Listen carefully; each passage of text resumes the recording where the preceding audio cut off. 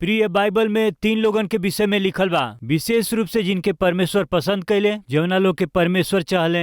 ऐसन 3 लोग रउआ बताइब के हवे। एजेकेल के किताब 14 के 14। तब ओमा चाहे नूह, दानियल और अयूब, ये तीनों आदमी होके चाहे अपना धर्म के जरिए अपना ही प्राण के ऊ बचा सकिहन जा। ई परमेश्वर यहोवा के वाणी हवे। प्रिय 3 गो धर्मी रहले, वो अपना धार्मिकता के कारण बचावल गईले। ये धर्मी लोगन के विषय में परमेश्वर गवाही देत हवे। एगो नूह और दूसरा अयूब और दानियल। काहे परमेश्वर ई तीनों के बारे में एजेकियल से लिखवावले। प्रिय जे के परमेश्वर चाहले, जे के पसंद कैले, जे लोग धार्मिकता से जियल, ये तीनों के विषय में एजेकियल के किताब में अद्भुत रीति से लिखल गईल बा। यही से हमन के तीनों के विषय में जानल जरूरी बा।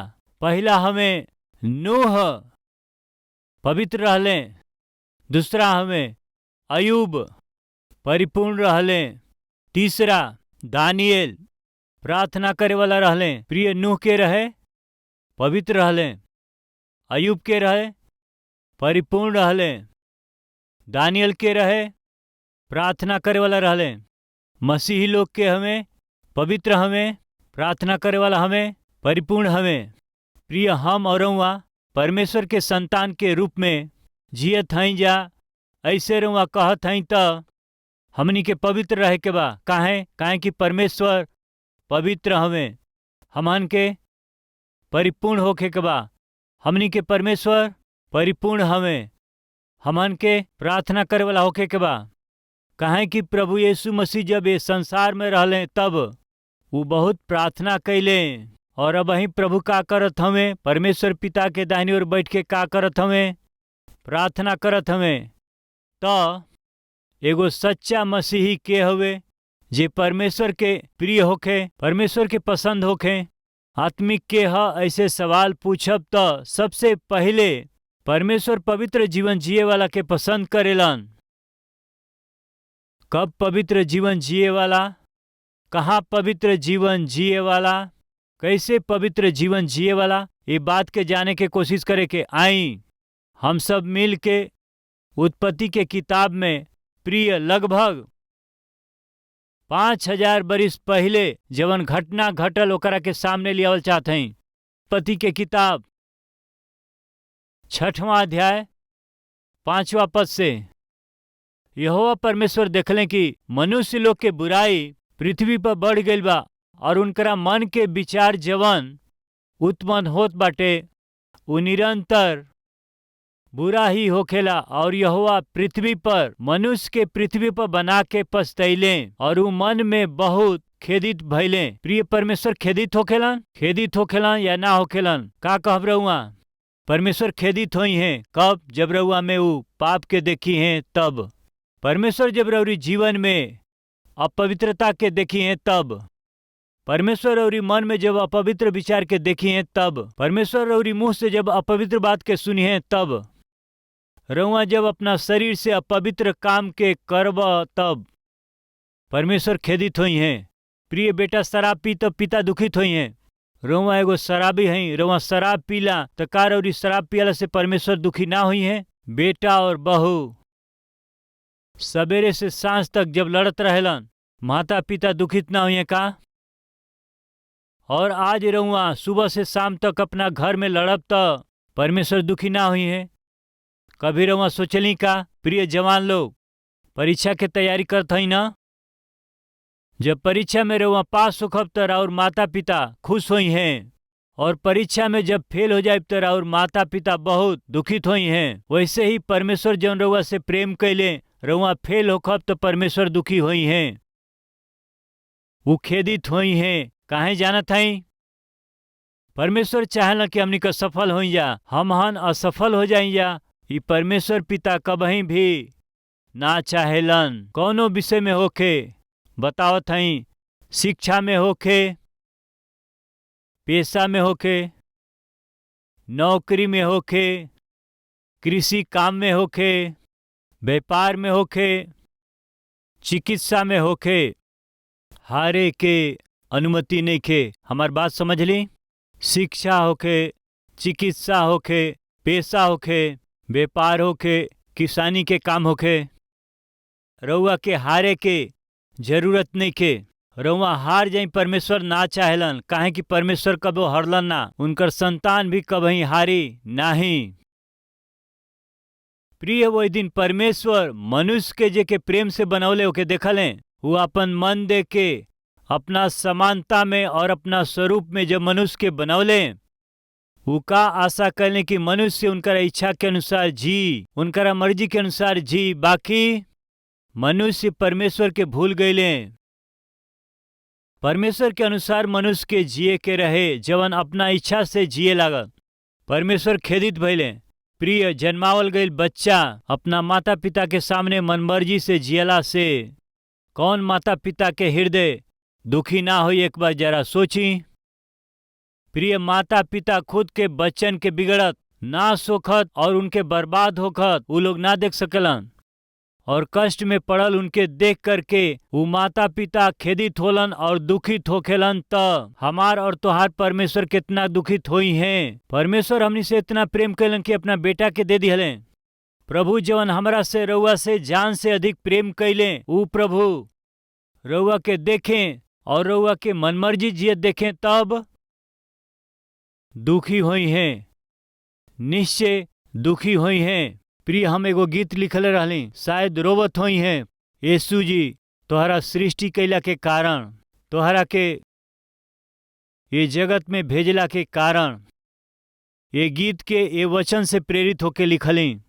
प्रिय, वो दिनन में ऊ लोग अपना मर्जी से जीत रहले। उन्हां लोग के विषय लिखल गईल बा, आई जा देखी जा। 3 गो विषय लिखल बा। पहला, मनुष्य के बुराई, वो बिगड़ गईले। उन्हां लोग के काम बुरा बा, उन्हां लोग के आदत बुरा बाटे। वो जो देखेलन बुरा दृश्य के, जवन करेलन बुरा काम के, परमेश्वर देख के खेदित भइले। प्रिय भाई बहन, हमनी के बीच में केहू बाटे का जे बिगड़त हवे, जे बुरा और गंदा आदत के गुलाम हो चुकल बाड़े, बुरा संगति में पड़े वाला, बुरा जगह में जाए वाला, बुरा रास्ता में केहू घूमे वाला बाटे का? तो परमेश्वर हुआ के देख के खेदित बने। परमेश्वर के वेदना देत हमें। सबसे पहले उनका बुराई पृथ्वी पर बढ़ गईल बा। उन्हां लोग के मन के विचार, विचार प्लस कल्पना, उन्हां लोग के विचार में बुराई, उन्हां लोग के कल्पना में अपवित्रता। प्रिय, आज हमनी में कुछ लोग प्रैक्टिकल कार्य रूप में रहुआ पाप ना करत होखा, बाकी अपना विचार से पाप करे वाला ना हुए का?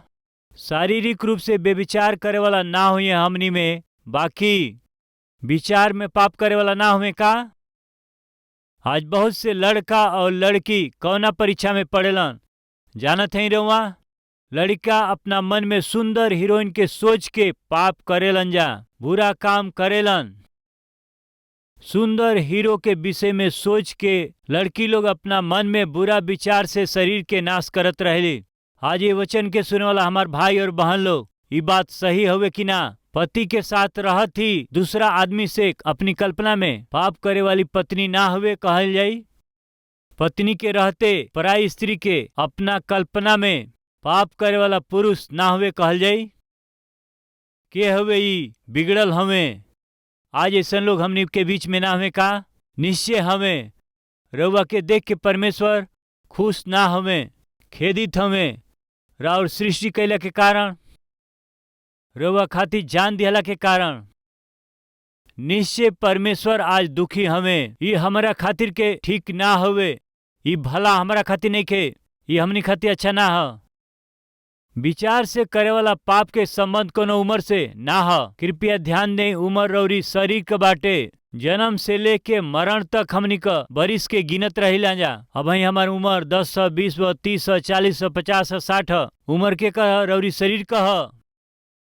लेकिन विचित्र बात हवे कि रौरी आत्मा और रौरी मन के उम्र ना हवे। 70-80 बरिस भइला के बाद भी शरीर से पाप करे खातिर ताकत ना भइला पर भी नजर से पाप करे वाला ना हुए का। एक दिन एगो बहन अली, भैया हमरा खातिर प्रार्थना करी बोलली। हम पूछली कौना विषय खातिर प्रार्थना करी। तब वो बहन का कहली जानत हई, बेविचार कैला के मन हमरा में आवत हवे, पाप के विचार हमरा के बहुत सतावत हवे। हमके आश्चर्य भइल। काहे आश्चर्य भइल हम बाद में बताइब। आज इंसान के मन में रहे वाला सोच बा, विचार के जवन सोच बा खाली बुरा बा। इरौरी जीवन में सच बा ना? बिल्कुल सच बा। राउर विचार सही नहीं खे, ई सच बा। राउर सोच बिगड़ गईल बा, ई सच बा। सवेरे से सांझ ले बुरा विचार मन में आवेला, ई सच्चाई है। उ रउआ के स्थिर ना रहे देला, ई सच्चाई है। पवित्र जीवन ना जिए देला, ई सच्चाई है। वही दिन वो बहन खातिर हम प्रार्थना कैली, हे पिता, ये बहन के विचार बिगड़त हवे। अपवित्र विचार, अपवित्र इच्छा, अपवित्र बेविचार के विचार मन में उठत बाटे, शांति रहित करत हमें, पवित्रता के बिगाड़त हमें। रौरी संतान के रूप में आनंद के, संतोष के वो अनुभव करे ना देत हमें। कृपया ये बहन पर तरस खाई, ऐसे हम प्रार्थना कैली। प्रिय का कहली बहन, हमार विचार बुरा है, पाप करे खातिर हमारा मन में बुरा विचार होता। वो बहन के उम्र लगभग कितना होत है? 70 बरिस। 70 बरस से भी अधिक। एगो बुजुर्ग आंटी आके कहली हमरा खातिर वहाँ प्रार्थना करी, हमरा मन में पाप बाटे। ऐसन लोग ना हमें कहल जाए, ऐसन जेकर उम्र 60 साल बा, जेकर उम्र 70 साल बा। ये उम्र में भी राउर आँख बिगड़ल बा, ये उम्र में भी रौरी आँख में कामुकता बा, ये उम्र में भी रौरी विचार में अभिलाषा बा। उम्र से कोनो संबंध नहीं खे। मनमर्जी से जिए वाला जीवन और विचार हमनी में होखला से परमेश्वर खेदित होत हमें। और उन लोग के मन के विचार में जवन कुछ भी उत्पन्न होत बाटे वो निरंतर ही बुरा होत रहेला। निरंतर का मतलब का होखेला? जब देखब पाप के विचार, जब देखब मन में अपवित्र विचार। सोमवार होखे, मंगलवार होखे, बुधवार होखे, स्त्री नहीं, पुरुष नहीं, बड़ा नहीं और छोटा नहीं, हर केहू के मन में देखब बुरा विचार, बुरा सोच, बुरा काम के। और यहोवा धरती पर मनुष्य के बना करके पछतैले और उ मन में बहुत खेदित भइले, दुखित भइले। हम मनुष्य के ना बनेती तो अच्छा होइत, ये मनुष्य के हम सृष्टि ना करती तो अच्छा होइत। परमेश्वर दुखी भइले।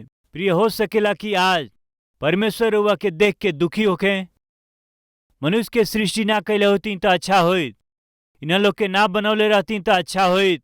प्रिय, कई बार हमनी के बच्चा लोग आज्ञा ना मान के मनमानी करेलन तो तोहरा के जन्म ना देले रहती जाता अच्छा होइत। माता पिता ऐसन कह के रोवेलन।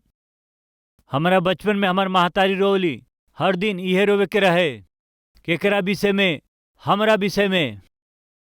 कई बार हमार माँ हमरा के देख के रोवली, का कह के जानत हई, तोहके ना जन्मल रहती तो अच्छा होइत, हमरा कोख से काहे जन्म लिहला। बहुत बार उ रोवली।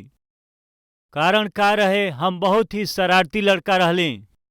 दिन भर में कोनो लड़ाई, दिन भर में कोनो न कोनो झगड़ा लेके आवत रहली। पढ़ाई ना करत रहली, कोनो चिंता ना रहे। मनमर्जी से जब जियत रहली तो हमार माँ देख के हमरा के वो हमेशा रोवत रहली, जन्म दिहला से रोवत रहली।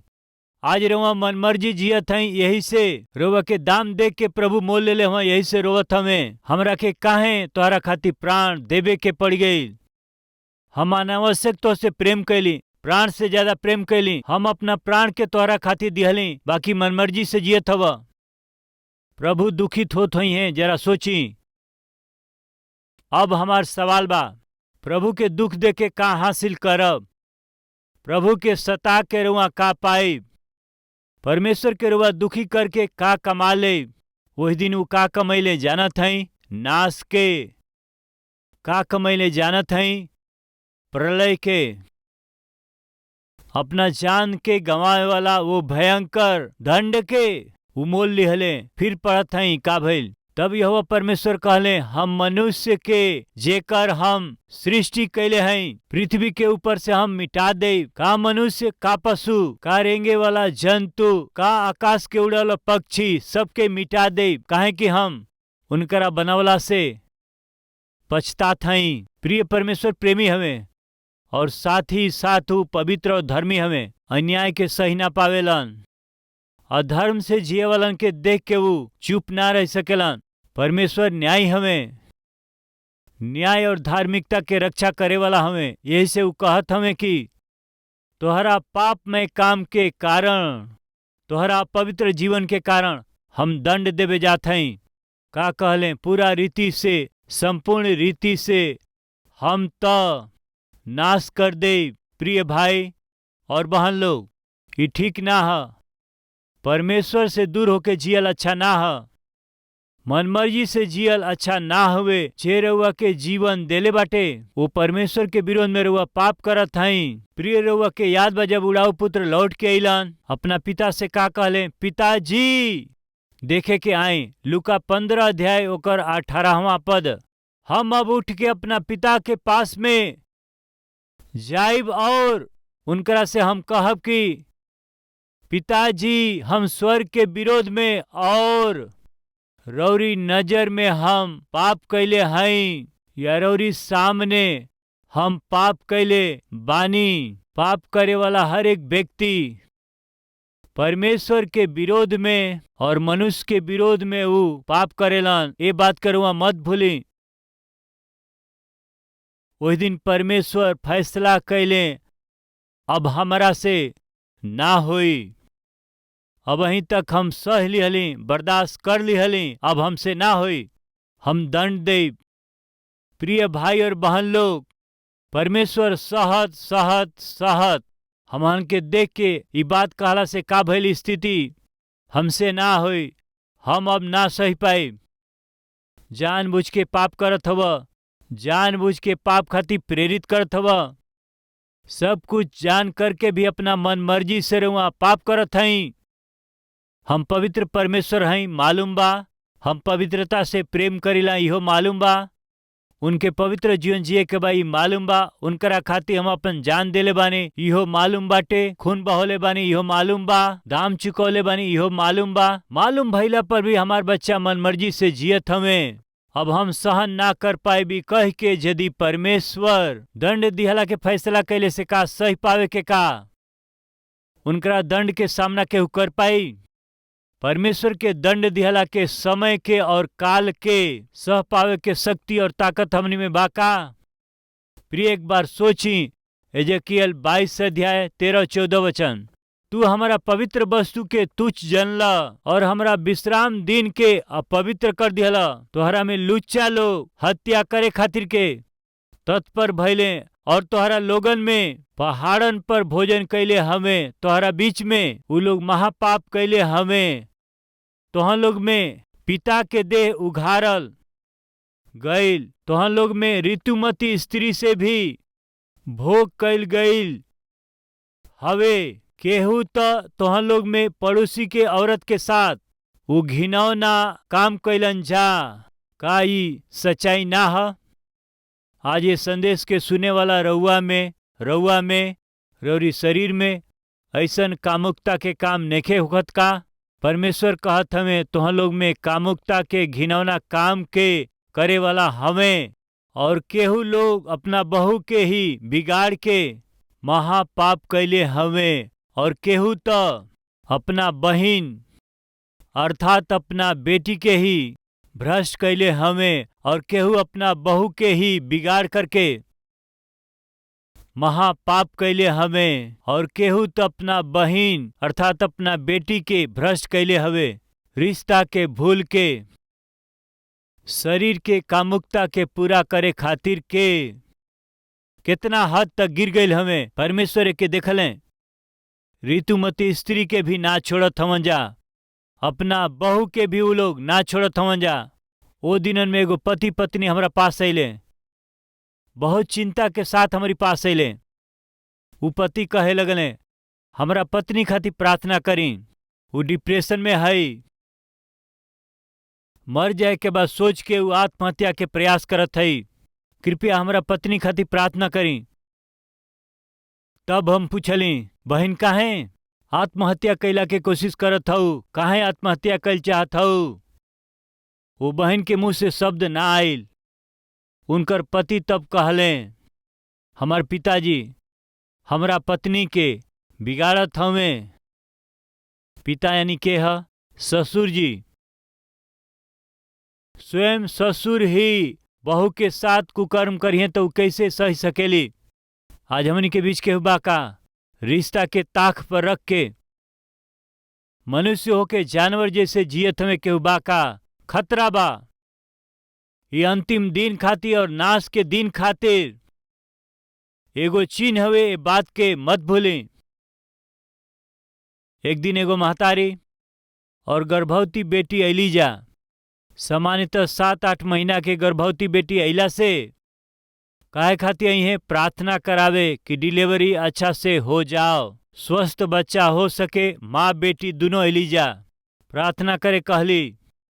प्रार्थना से पहले हम पूछले, तोहार पति ना आइले का?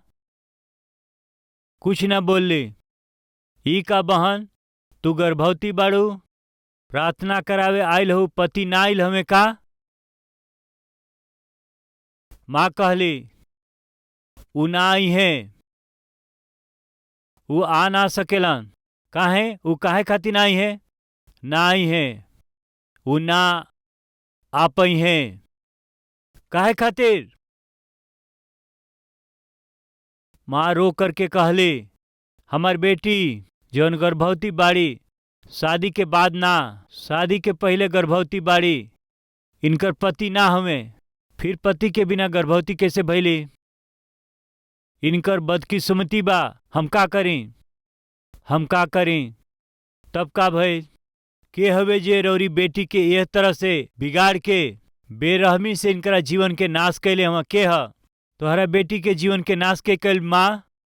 वो माँ रोवत एगो बात कहली, केहू औरी ना भैया, हमार बेटा, हमार खुद के बेटा हमरा बेटी के गर्भवती कर दिले। कैसे आई पति के रूप में? कैसन भयानक दिन आ गई। का हवे ई? एगो खुद के भाई अपना बहन के गर्भवती कर दिले। यही से बाइबल स्पष्ट बतावेले कि प्रिय, हम 12 बरिस की उम्र से बाइबल के पढ़त हई, वो समय से पढ़त हई। बाइबल के कहानी के जब पढ़त रहली तो हम सवाल खड़ा करत रहली, यहाँ का बा?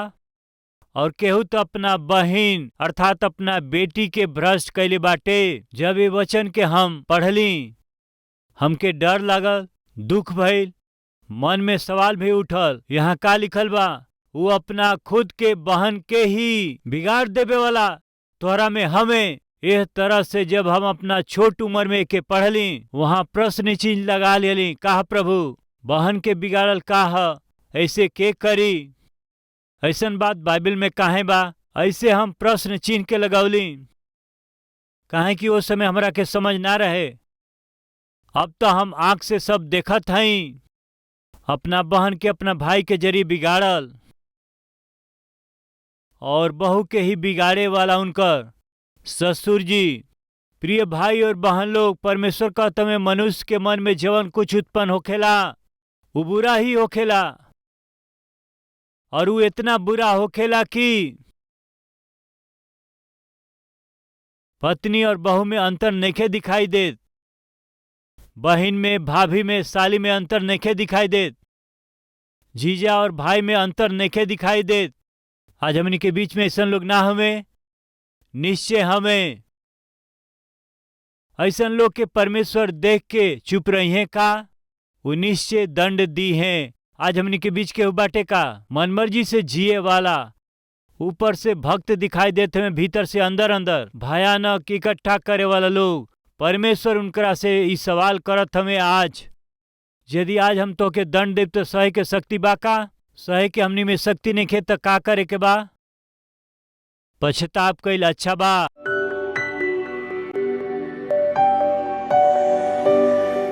पवित्र परमेश्वर पिता बहुत ही सीधा साफ हमहन लोग से बात कैला खातिर धन्यवाद। नूह पाप के लोगन में, पाप के समाज में पवित्र जीवन के बिता पौलन कर कारण ई रहल कि उरौरी पीछे चलने, यही से उरौरी खाती जियले, यही से वो अकेले ही नहीं अपना बच्चन के, बहु लोगन के और अपना पत्नी के, सगरी परिवार के वो धार्मिकता के मार्ग में चला सकले। आज हमने में से बहुत से लोग पिता मनमर्जी से जियत हमें, आज्ञा ना मान के गलत कदम बढ़ावत हमें, वो गलत काम करत हमें, माता पिता के ना सही पावेला, दुख के उ देत हमें, अपमान के उ देत हमें। इनकर विचार खाली बुरा हवे, इनकर विचार खाली बिगड़ल ह, बिगड़ गई मानसिकता, विचार, दृष्टि, कल्पना बहुत से लोगन में बा। रोवन दंड देव त सह पावे के शक्ति हमहन में ना बा, सच्चाई है। यही से पिता क्षमा मांगत हैं, या माफ करी पिता। जे लोग रिश्ता के ताक में रख के मनमर्जी से जी के अपना शरीर के नाश कैले बाटे, वो अपना गलती के मानत हमें, क्षमा करी है पिता, माफ करी। बहुत ही सीधा और साफ रीति से बात कैला खातिर रउआ के धन्यवाद करत यीशु के नाम से मांगत हैं पिताजी, आमीन।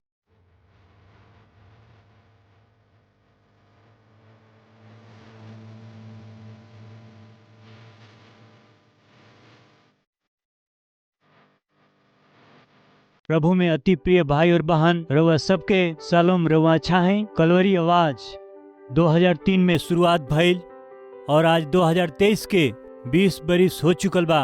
प्रिय रउआ ये टीवी प्रोग्राम से प्रेम कैली, प्रोत्साहित कैली, प्रार्थना कैली और उतने नहीं अपना भेंट के जरिए रउआ सब मदद कैली। यही से हम रउआ सबके पूरा दिल से धन्यवाद करत हैं।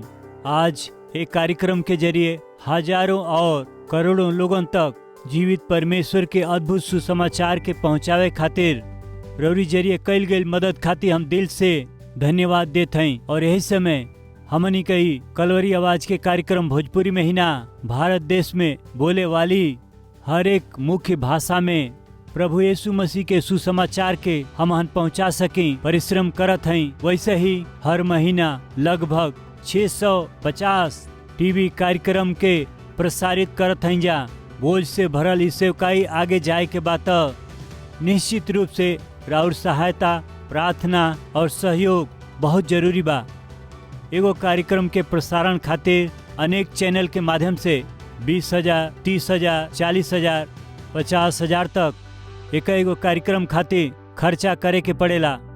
प्रभु यदि रउआ के अगुवाई करें तो ये टीवी कार्यक्रम के मदद करे खातिर रौरी मन में बोझ दिहला से निश्चय प्रार्थना करके ये सेवकाई के मदद करी। हम चाहत हैं प्रिय हैदराबाद में हर शनिवार के होखे वाला स्पॉन्सर मीट में रउआ शामिल होके रौरी परिवार की ओर से एगो टीवी कार्यक्रम के सहायता कैला के जरिए सुसमाचार के लाखों लोगन तक पहुंचाई। हम विनती करत हैं प्रिय ये हफ्ता में परिवार में केहू को जन्मदिन बाका या परमेश्वर रौरी जीवन में कोनो शुभ काम कैले हमें का, रौरी प्रार्थना के जवाब देले हमें का, देले हुआ अंतकार धन्यवादी होके कलवरी आवाज के मदद करब या परमेश्वर संतान के आशीष देले, नामकरण करे के होके, अक्षर अभ्यास करे के हो, अन्न सेवन करे के होके, ये शुभ काम के हमारा हाथ के जरिए रौरी बच्चन के जीवन में करवावे के आशा करत हैं। तो शनिवार के कलवरी के आवाज के सहायता करके रौरी जीवन के शुभ काम के हमारा साथे खुशी मनावे खातिर रउआ सबके हम प्रेम से स्वागत करत हैं। यानी हमारा परिश्रम में रउआ सहभागी होके